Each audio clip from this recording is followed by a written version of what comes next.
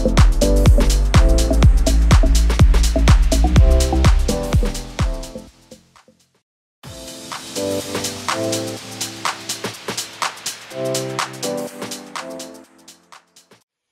everybody. My name is Daniel Imberman. And I'm Rob Deeb. And this is Data Science at Scale, from notebook to production with Airflow and Ray. So a bit about who we are. My name is Daniel Imberman. I am a strategy engineer at Astronomer.io, which is the company that offers a managed Apache Airflow. And I'm also a PMC on the Airflow project. And I'm an all things data engineer at Astronomer. I work with ML, analytics, data pipelines using Airflow, and just all around creating the data culture in the company. So for those of you who haven't tried it before, I'd like to take a minute to just describe what Apache Airflow is. So Apache Airflow was founded at Airbnb in 2015, and it's what's called a workflow orchestrator. And the idea is that when you're building a data pipeline, you have steps that have dependencies. You can't load your data, you can't process your data before you load it. You can't put your cleaned data into Snowflake if you haven't cleaned it yet. And so with all of these different steps, you want to be able to kind of create a directed acyclic graph, or DAG, of tasks. So what Airflow does is it allows you to essentially write Python, so you don't have to do JSON or YAML. You have the full power of the Python language to create these directed acyclic graphs that will then be processed and turned into visual graphs that can then be run at regular schedules. Airflow has rich scheduling, alerting, a interactive UI, and a really, really wide ecosystem of connections and variables. So, there are great expectation operators, there's Hadoop operators, there's Postgres operators, and all of these things are basically there so that Airflow can kind of act as the conductor, orchestrating all these different tasks. The project is very popular. It has over 20,000 stars on GitHub, and it's used at a wide variety of Fortune 500 companies like Airbnb, Lyft, Walmart, and lots more. You can see more on in the wild of the Apache Airflow project. And for those of you who have used Airflow before, we're excited to say that Airflow 2.0 has been released as of December 2020, and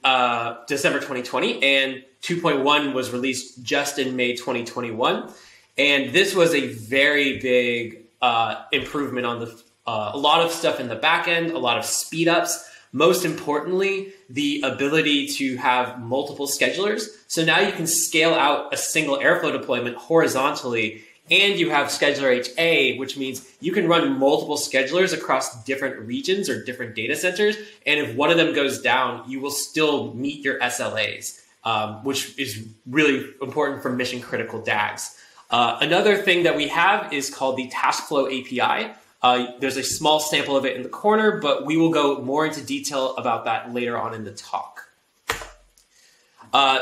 Airflow has been around for a while, and it's also been tested at really high scale. We have seen single Airflow deployments running thousands of DAGs, thousands of tasks in parallel. And this is really something that has been proven at the enterprise scale. And we're really proud of just how much scale we've been able to get out of this system. So let's talk a little bit about the Airflow data science story. So the way that we see Airflow in the data science ecosystem is Airflow is the tool that you can use to take your experiments and turn them into production grade models. And what that means is, once you have the actual steps on how you want to run your stuff, you're going to need things like monitoring, so that if you have a model in production, you're going to want to know if that model hasn't been updated in a week. And you're going to want to be able to ensure that you get alerted if your SLAs are missed.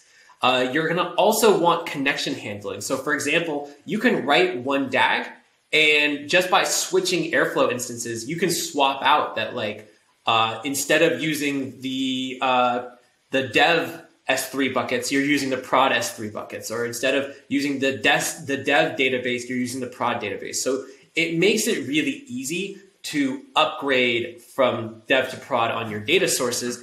And it also has this ability to retry jobs in cases of failure. So if you have a multi-stage pipeline, you might not want to start from the very beginning because that would be a lot of wasted time, a lot of wasted computation. So by having each of these tasks being idempotent, you can say, if task number 5 fails, restart at task number 5, and you will have an assurance that the data pipeline can finish to the end, and you would get the exact same answer as you would have before.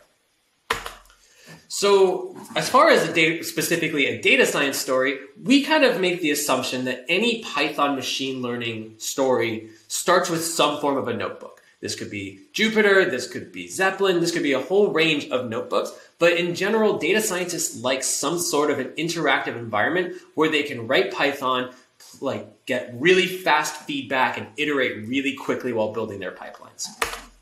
So traditionally, what we recommended is that you experiment on your Jupyter notebooks or other notebooks. You use Papermill to parameterize, and we'll talk a bit about that. And then you can use the Papermill operator to put your Papermill notebooks into production on your Airflow instance. And what Papermill is essentially, it's a way of parameterizing your notebooks through cell tagging. So you can define which cells you want to override values for, and by putting in those values and giving the notebook to Papermill, Papermill will create a separate notebook that has those values injected, and then run that notebook. And so you can store those intermediate notebooks in S3, so you can then see what the actual code that was run is. So, for a lot of cases that was working pretty well, but it has its issues. So for example, your entire notebook executes as a single task. And what that means is, if you have all of your stuff in a Jupyter notebook, you're not going to break it into multiple notebooks. So you kind of lose this fault tolerance of Airflow, because if something breaks in the middle of your notebook, you're going to have to restart the notebook from scratch. And that also means that there's a little bit of a lack of visibility into what stage of the pipeline you're in. This also means that your code is in multiple locations. So let's say you find a bug. You have to either create a new version of that notebook and then go back to your Airflow DAG and change the version there, which means you're changing code in 2 places every time you're making a change, or you change the notebook, don't change the version, and now your Airflow DAG is going to have different interactions, but you're not going to know why from Airflow, because as far as Airflow is concerned, it's running the exact same DAG. So this makes experimentation difficult, but also importantly, it makes repeatability quite messy. So we kind of wanted to think about what our next generation of an Airflow data science story would look like. How do we go from this notebook-based development to a production pipeline? And so we went to the drawing board and we said, what is our ideal story? Well, of course, we want minimal conversion time from Jupyter Notebook to Airflow DAG. How can we do as few steps as possible and get you running from your experiments? We wanted the ability to move large data sets between different tasks without any consideration from the data scientist. So if you have one task that returns a data frame and the next task takes a data frame, we don't want you to worry about how that's being moved. We want you to just focus on the actual logic of the code. The user should also be able to request dedicated resources for a specific task or job. And what that means is you might have one task that needs GPU for PyTorch, or it needs RAM for a data frame, or CPU because you're doing something with XGBoost. And those will be different depending on the task you're trying to run.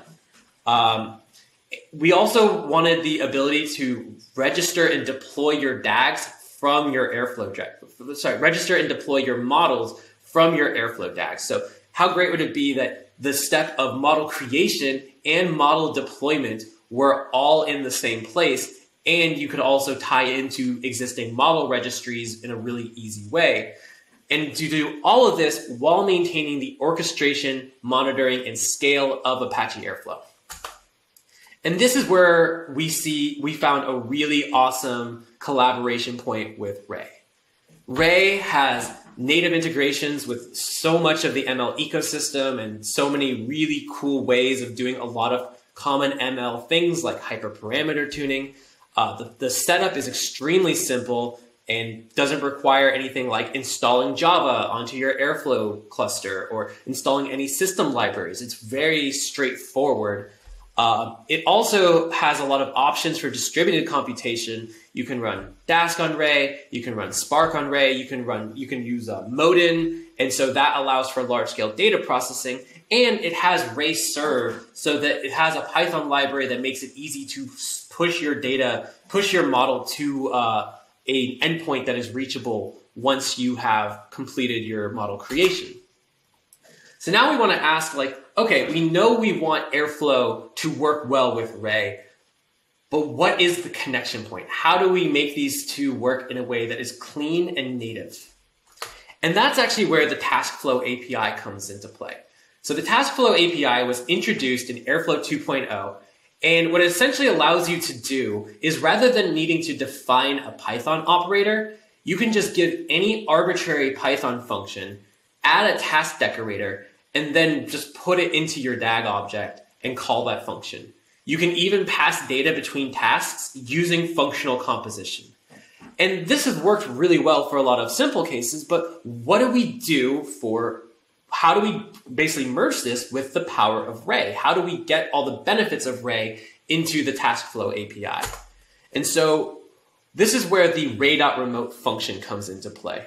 You know, the Ray has this really cool function where you can also add a decorator to any Python function, and now that function is callable, and if you call that function in a correct way, you are able to push that function to your Ray cluster and have it run in Ray. So with that, and in partnership with our friends at Anyscale, we are unbelievably excited to introduce the Ray Decorator and the Ray Provider for Apache Airflow. And what this is you now have this decorator called Ray Task. And by using this decorator, not only is any Python function turned into an Airflow task, it is turned into an Airflow task that is run in Ray.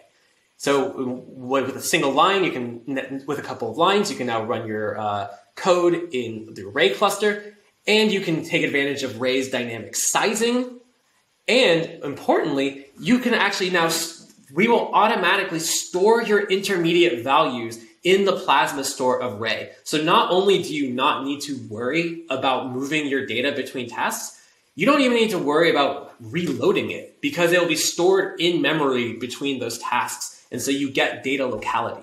You move the task to where the data is.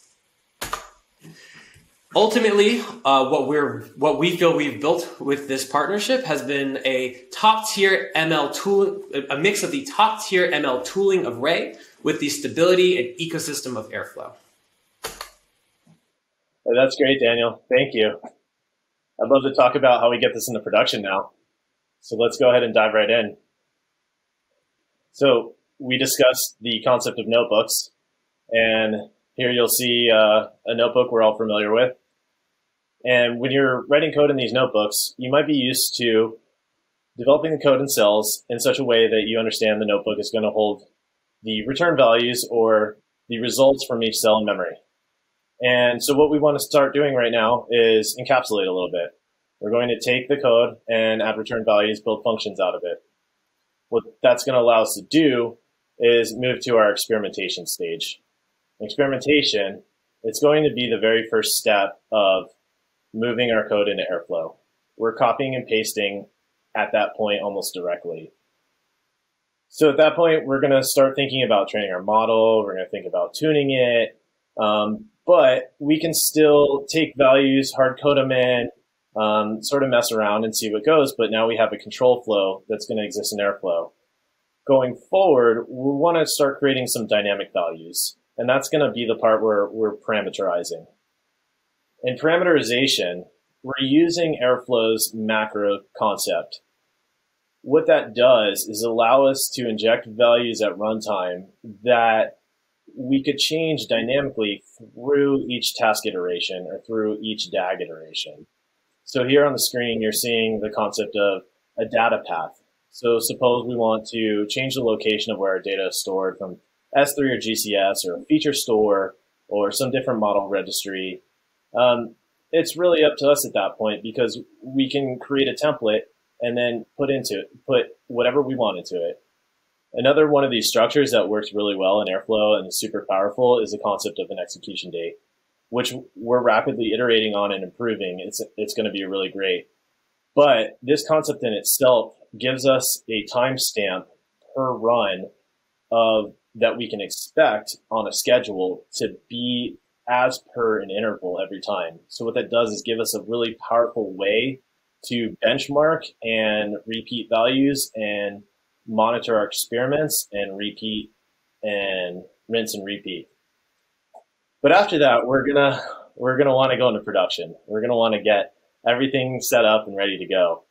So at that point, we're almost there. We're in an Airflow DAG, and now the only thing we have to do is add the tasks that are necessary. And at that point, we can start adding Ray's native libraries on top.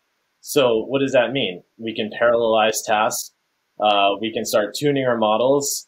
And what this gives us the ability to do is create a schedule of the entire process, the entire pipeline of ML, and give that an ability to monitor, to deploy or redeploy our best models. And that keeps everything fresh. And we can set it and forget it, let it know that it's happening and everything's going great.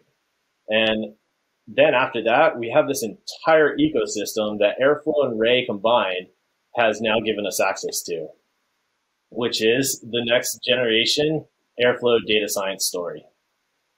So we have created this concept, this new concept of develop, experiment, parameterize, productionize, now sitting on top of Ray's native libraries and all these new third-party libraries that are immediately pluggable. So we got DAS, we got Modin, XGBoost, the whole ML ecosystem is now at our disposal for it.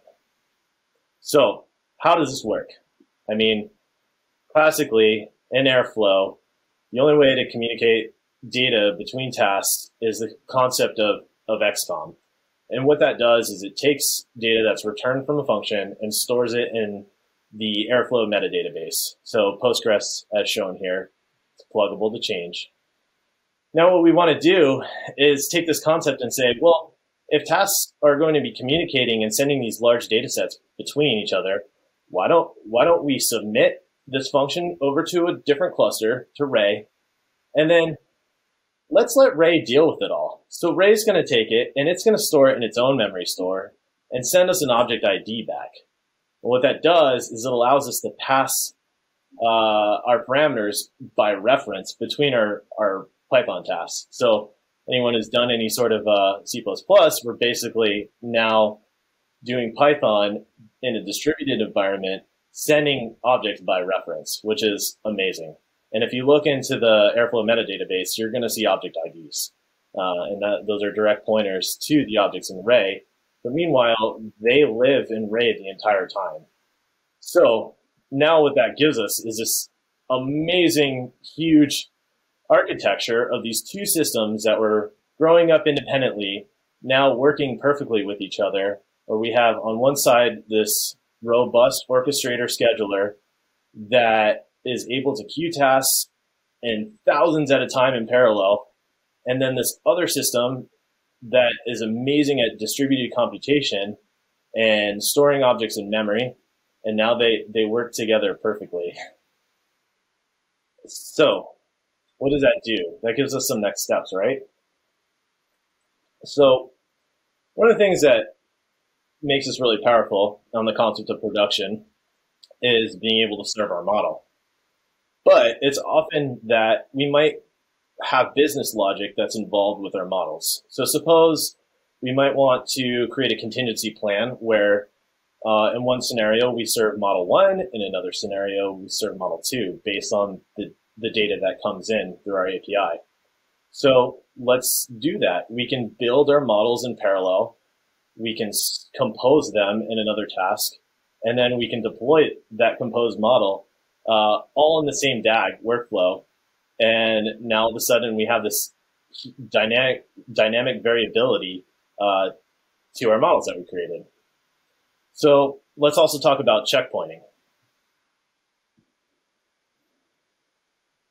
Checkpointing has a couple different connotations. In the tune library, we see RayTune create benchmarks or create checkpoints for each iteration that it goes through to param the search space, or to tune the search space. Another concept is in Airflow, when we run tasks, we look for repeatability. If a task fails and we've built our DAG in an idempotent way, we want to be able to go back, clear the task, and let it pick up where it left off. So in this workflow scenario, we can store these intermediate values out of memory to disk when something fails. That gives us the ability to rerun and start from the middle. So we no longer have to run the entire notebook going back to the old story. We can now pick up where it left off. And now with Tune, if we're running experiments and we want to tweak it, suppose we want to pull data from a feature store model registry and start at a different checkpoint. We can now do that too. That's going to be one of the great things to look forward to. And now we have a roadmap. Daniel, if you want to take this over. Yeah, absolutely. So as of May 2021, we have released our alpha. This supports Modin, it supports custom resources, and it supports the Ray Decorator.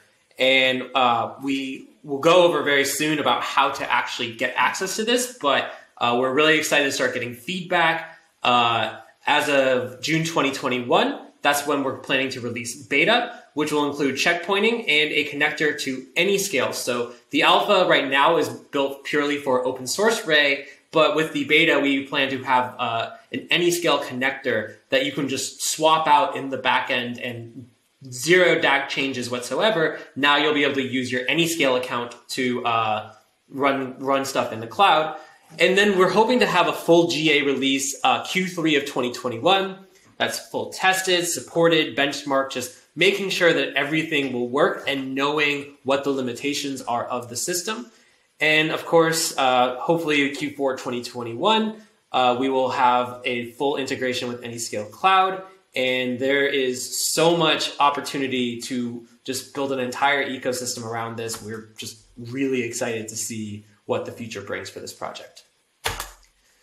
So finally, let's talk a little bit about how to get the Ray provider. And the way to get the Ray provider is to head over to registry.astronomer.io. We'd like to give a special shout out to Pete DeJoy from Astronomer for putting this together.